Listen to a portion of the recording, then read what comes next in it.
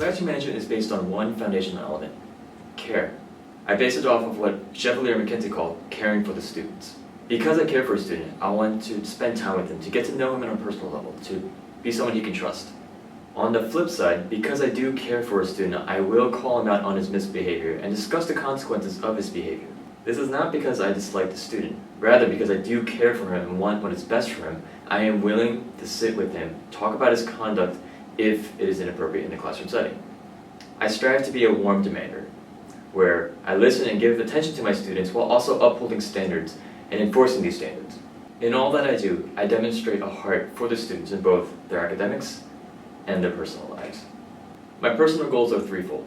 First, I will know specific approaches to make students decide about learning, and potentially mathematics in particular. School was originally intended for people to attend for the sake of learning, yet so many factors have pushed this notion to the back burner.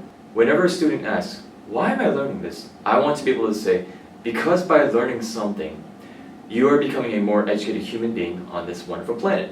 Yes, it may not be relevant to your passions and interests, but at least seeing a different part of the world should be something students value in schools. The most difficult part, though, is getting students to see education in a manner I have just described, since standardized tests and grades are all students ever think about. The culture of school has definitely changed in the last 10 years. I will have to find ways to grab their attention and slowly instill in their minds a passion for learning. Second, I will both actively listen and actively respond to students' needs and thoughts, discerning when to do either. This is one of the core elements of my philosophy of care, and it's a huge struggle of mine trying to find a balance of listening and responding. Quite frankly, this is essential in any relationship anyone has. It does depend on each student, as different people want support in differing degrees, some wanting teachers to listen more, and others wanting the teacher to tell them exactly what to do all the time.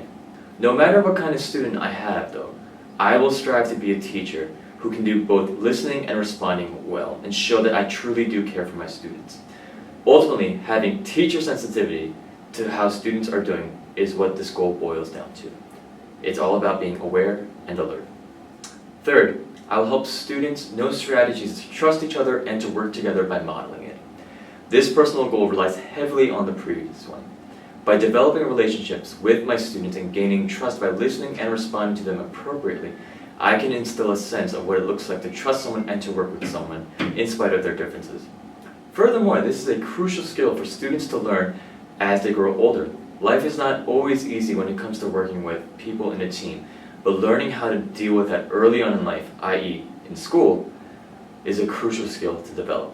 I recall being a student who didn't trust anyone and thought I could do it all on my own. It taught me nothing in terms of how to properly work with classmates who didn't pull the weight, and in the end, I was way more stressed than I should have been. This management plan can honestly fit with any kind of school I teach at, but for the sake of being specific, we will set this school as the one I've been going to for my field placement this past year. Buford Middle School, a suburban middle school that is comprised of predominantly African American students of lower SES families. This is crucial for me because I grew up in a high SES, predominantly Caucasian school with quite a sizable Asian representation.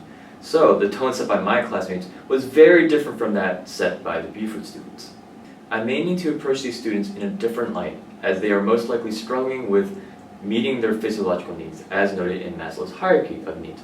For example, a student may be unable to complete his homework because he had to work right after school to support his family financially.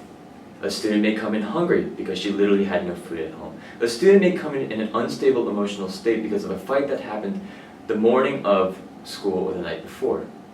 I need to make myself more aware of this, as this was rare to see at my high school.